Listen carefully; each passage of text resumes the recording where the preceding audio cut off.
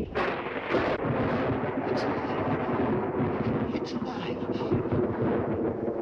It's alive. It's moving. It's alive.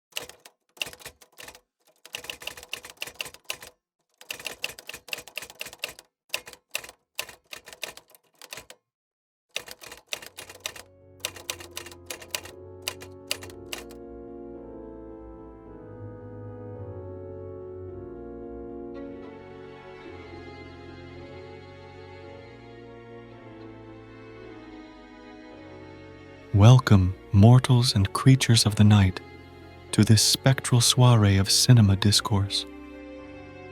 I, your humble host, forged from parts plucked from cadavers, resting in the hallowed silence of the grave, then stitched together through a dishonorable symphony of science and ambition, extend to you a harrowing invitation. The deeds that birthed my existence were a morbid ballet of disregard for the sacred sanctity of mortality, a symphony of transgression against the natural order.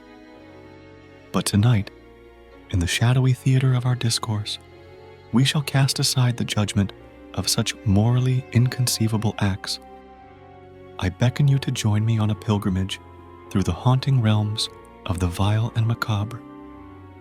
Tonight, we delve into a labyrinth of despair, seeking to unravel the mystery behind a grave question that echoes through the catacombs of our time.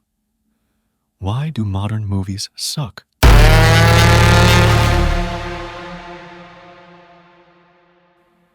The journey we embark upon tonight will be treacherous, twisted, and unsettling.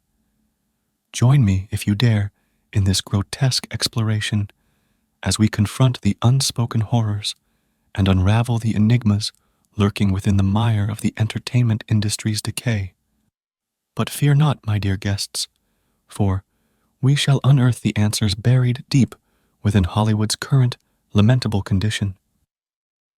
Behold, a realm once pulsating with life, now stagnant as a desolate wasteland. The movie-making monolith has fallen prey to a malaise akin to the eternal slumber of dear departed Elvis. No necromancer's incantation, no alchemy, nor the arcane sciences can rekindle the flickering flame within this industry's cadaverous remains. Our task is grim, no less than an autopsy upon its lifeless husk, to discern the underlying afflictions that befell this once thriving titan. Three malevolent forces have conspired to plunge this realm into the abyss.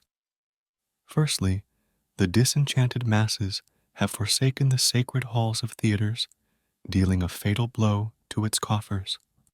Secondly, the puppet strings controlling the studios have fallen into the grasp of monstrous conglomerates, rendering executive decisions a mangled and impossible feat. Lastly, the tides of culture, a tempestuous sea of change, have swept across society, leaving in their wake a landscape as unpredictable and capricious as the stormy heavens. These maleficent trifecta, like a malignant growth, have infested the marrow of this once proud industry, leaving it a hallowed shell of its former glory. The first issue, a stark and immutable reality, has etched its presence into the annals of our age, the relentless march of technology. Behold, the cinematic sanctuaries, once teeming with eager audiences, now rendered obsolete by the relentless march of progress.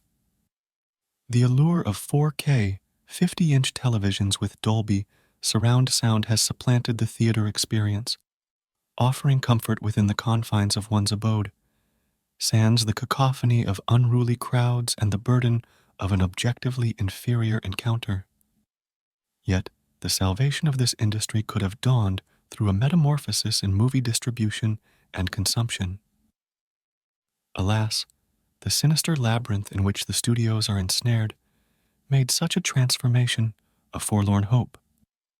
This leads us seamlessly into our next conundrum, an axiom as dire as it is true.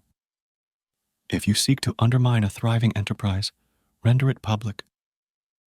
Corporations, those festering tumors within the body of modern capitalism, stand as a testament to this malignant adage.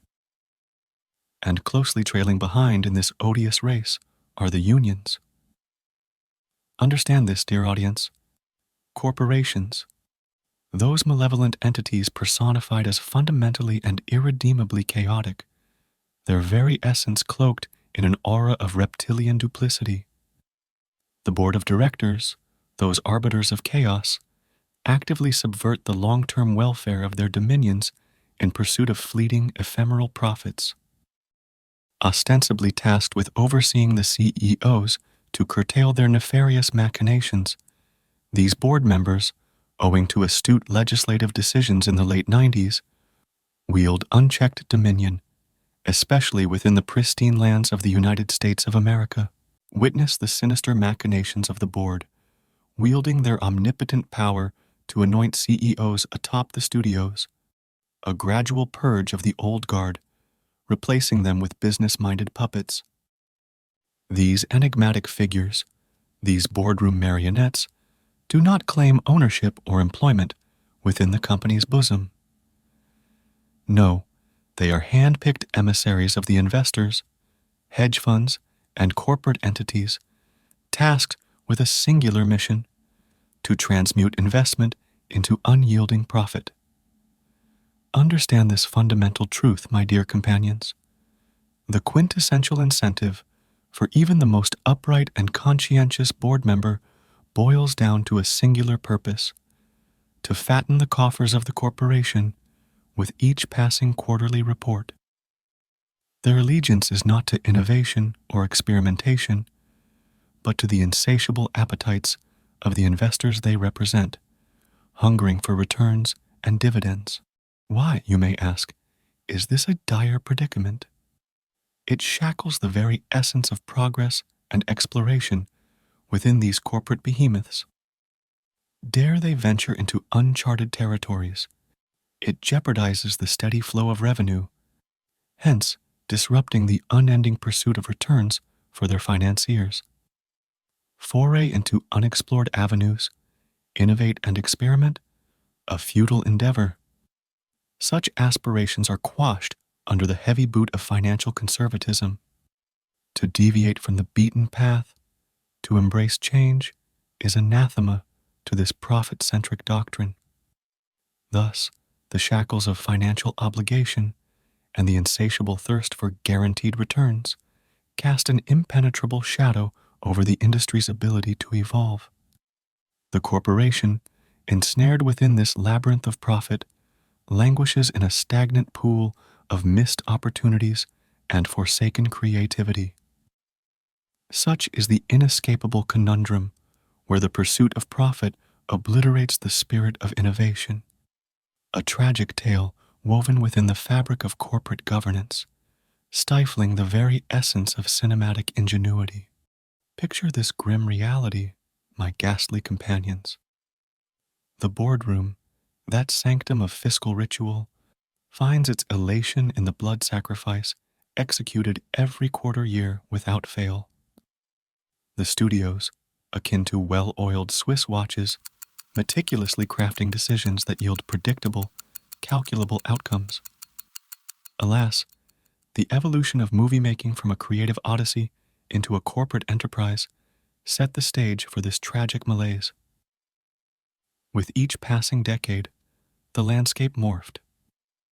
Movie-making, once a canvas for creative souls, burgeoned into a colossal business enterprise. Crews swelled in size, each unit becoming increasingly cumbersome to manage and control. The studios, once patrons of artistic vision, turned alchemists seeking the elixir of guaranteed success, a formula bereft of risk, stifling the very essence of creativity. Witness the dire fate befalling the smaller studios, engulfed by the insatiable maws of larger cinematic entities. These once independent sanctuaries of creative expression found themselves ensnared, devoured by colossal studios in a spiraling dance of industry consolidation. The grandiose studios, once titans of cinematic prowess, fell prey to the voracious appetite of ever-expanding corporations. A haunting chain of acquisition, akin to a surreal and cautionary evolutionary parable, unfolded, each entity consumed by an even larger, more ravenous megacorporation. Behold the grim tally of this corporate conquest. Only 5 titans remain standing amidst the smoldering ruins of autonomy. Universal, Paramount, Warner Bros., Disney, and Sony, monolithic entities, each a towering colossus, yet all shackled by the eldritch embrace of some incomprehensible, formless horror akin to Yog-Sothoth, an abominable entity, multidimensional and formless. They exist beyond mortal comprehension, a grotesque mockery of reality. This eldritch horror, this disturbing otherness, defies mortal understanding, its essence an affront to the feeble perceptions of humanity.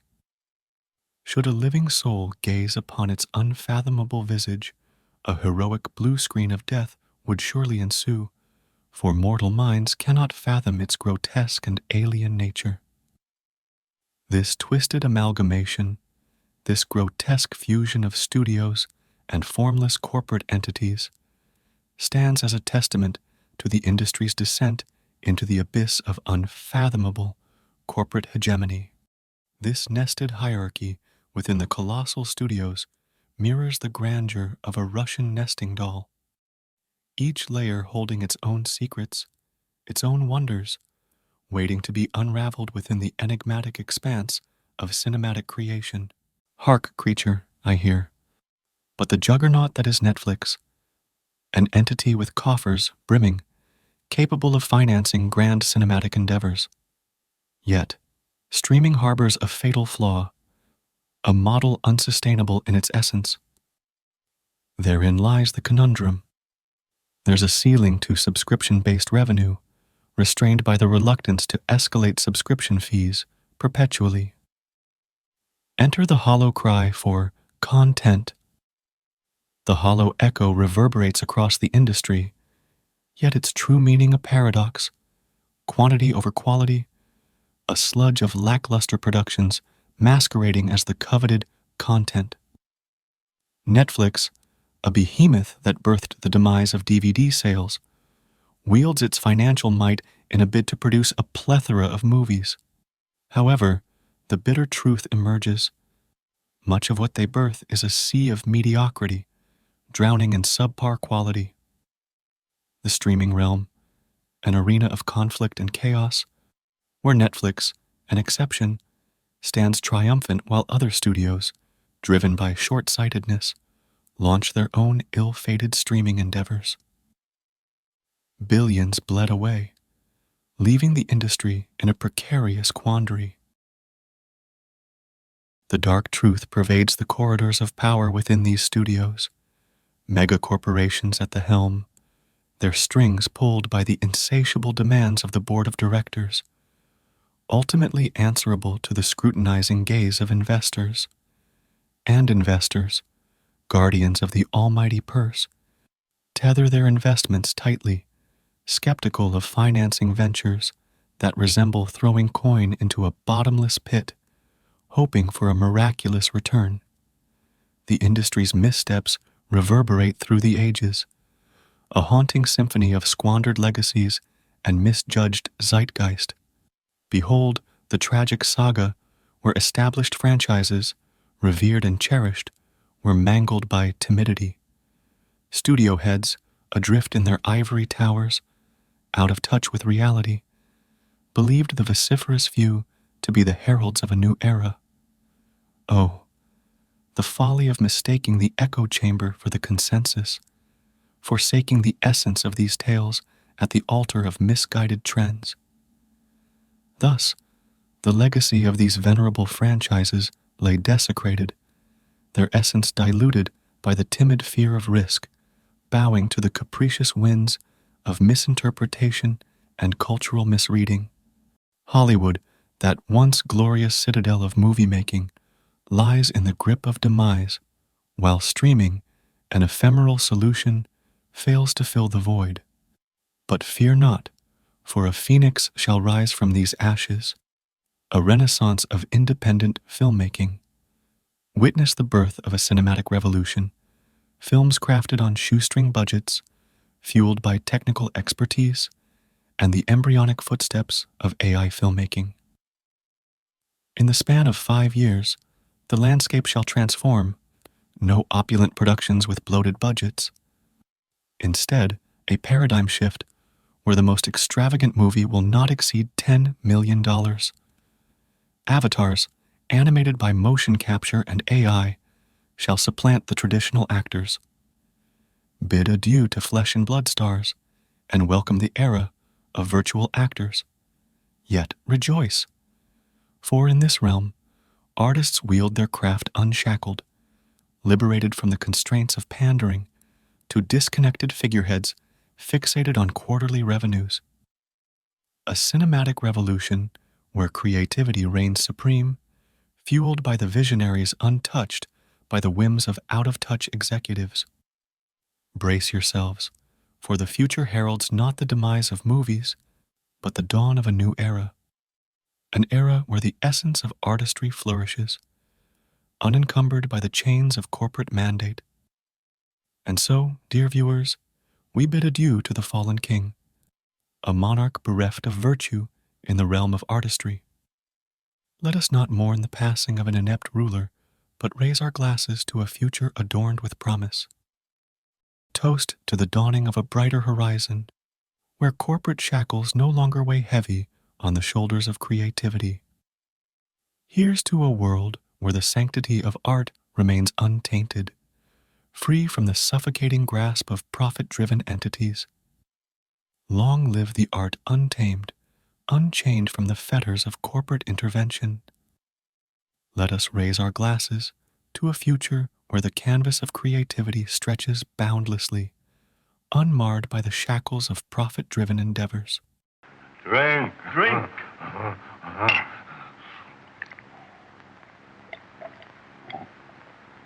Good.